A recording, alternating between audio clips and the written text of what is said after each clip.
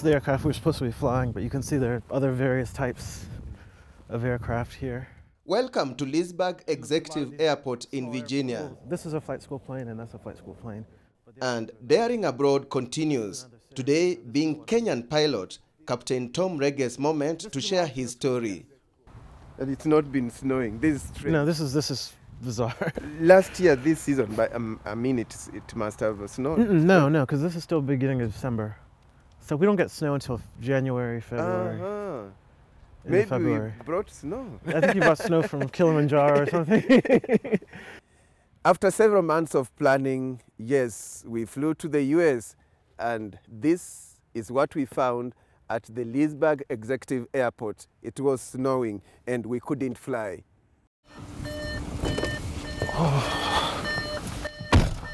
Instead, Captain Rege drives us to a hangar where a similar aircraft is parked, at least to learn a few features about the aircraft he flies. In the meantime, This is the hangar here. The hangar. Number 40. Yeah.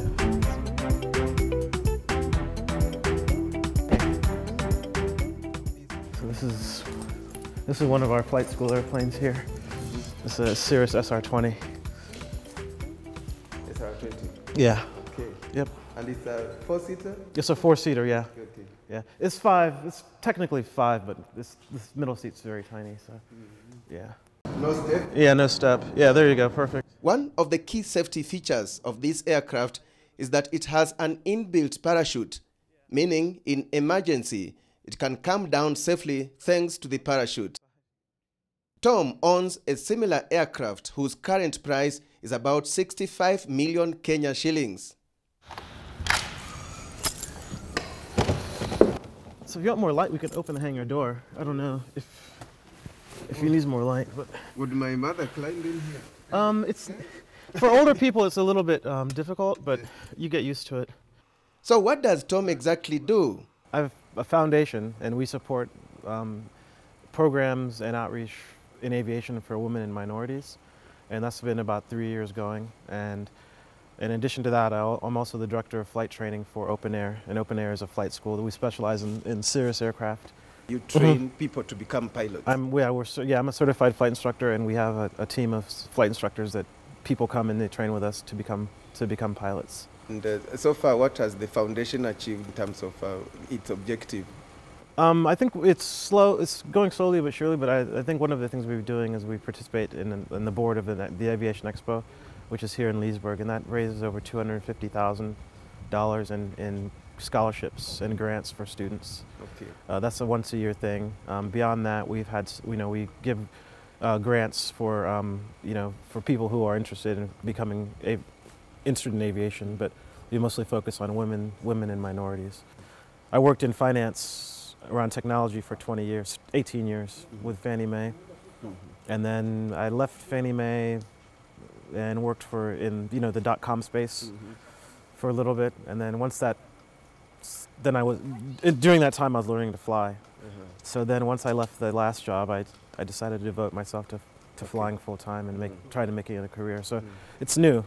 I've changed careers in the last 5 years. The 47-year-old Kenyan pilot, by the time of the interview, had about 800 hours of flying on his record. What's the farthest city or the farthest you've ever flown from here? Key West, Florida, which is all the way down the southern tip of, it's the most southern part of the United States. So if you leave here, you fly into Georgia, you get fuel, and then you can make a fuel stop in Florida, and then Key West is all the way. That would be like how many hours? It's about 5.5 hours in the plane, yeah. Tom is the son of former Member of Parliament, Engineer James Rege, who from 2007 to 2013 represented Karachuonyo constituency in Homa Bay County, Kenya. Tom's parents had worked in the USA before. They relocated to the US when Tom was 6 years old. Yeah, they relocated here for school. My dad finished his school here, and then we moved into this area, Northern Virginia area, and my dad worked in telecom for Intelsat and for Iridium for many, many years, and my mom did like accounting and fundraising for large organizations. For young people who are passionate about flying planes, Tom's advice is be aggressive, be focused, and look out for opportunities out there. You may just find one within your location or beyond the borders. There's a shortage here in the U.S. We've lost several flight instructors to airlines now. This is the best time if you want to become a pilot to pursue it. And by all means, if you're interested in it, I would recommend that anyone that has a legitimate, a real interest in flying, there are opportunities to do it here and abroad and other places all over the world. When we return, the D-Day for taking off with Tom into the skies. Do you know the busiest airport in the world in terms of passenger traffic? Hartsfield-Jackson International Airport in Atlanta has been holding the position for 19 consecutive years, according to rankings published by the Airports Council International. The airport recorded over 104 million passengers in 2016. It handles the highest number of passengers because it is within a 2-hour flight of 80% of the United States population. The airport is a major connection for flights, serving 150 US destinations and more than 75 destinations in 50 countries. It handles some 2,500 flights and 275,000 passengers a day. Huddersfield-Jackson Airport is home to one of the world's largest carriers, Delta Airlines, which was founded in Georgia. The second busiest airport in the world by passenger traffic is Beijing Capital International Airport, followed by Dubai International Airport, Los Angeles International Airport, while Tokyo International Airport takes the 5th position. Chicago O'Hare International Airport comes 6th, followed by London Heathrow Airport, Hong Kong International Airport, Shanghai Pudong International Airport, and Paris Charles de Gaulle Airport in the 10th position.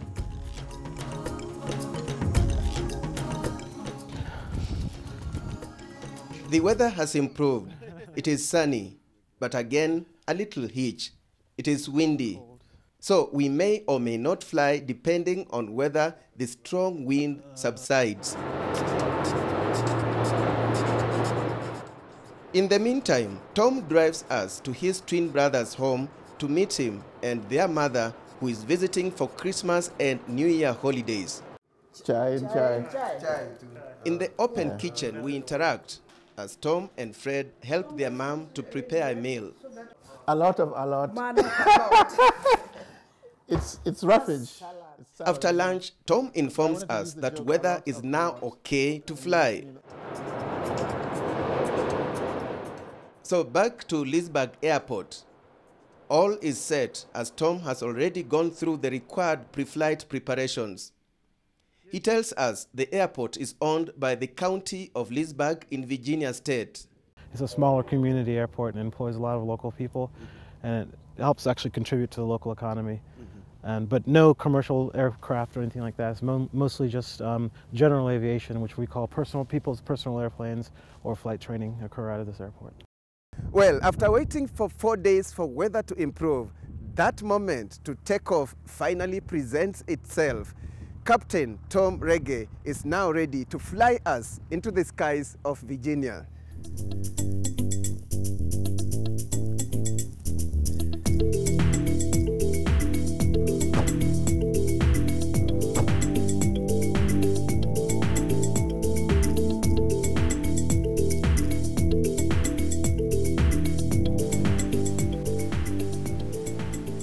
While airborne, Tom tells me he was bitten by the flying bug when he was a kid.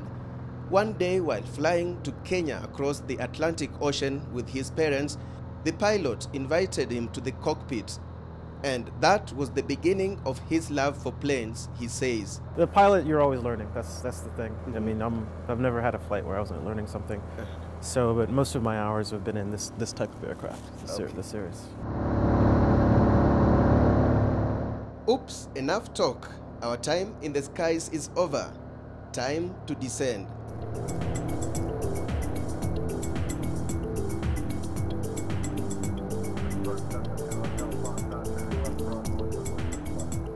Challenge the traffic. There's 2 in the pad and 1 space to finally. That was close in behind. Thank you, sir.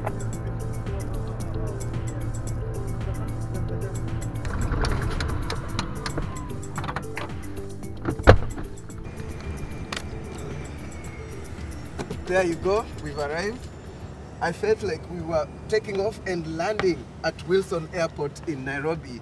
We live in a global village indeed.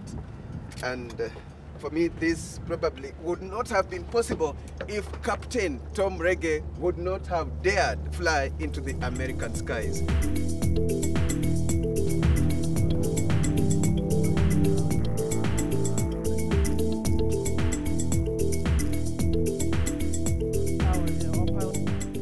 Great, that's the end of Captain Tom Rege's story on daring abroad. And we leave you with our diaspora bite for today. We want Kenyans in the diaspora here to succeed. If they succeed, we also succeed as a country. If they do well, Kenya also does well as a country, because then they're able to remit even more money to Kenya. Now, foreign remittances is the largest foreign currency earner for the country. It has surpassed horticulture and tourism.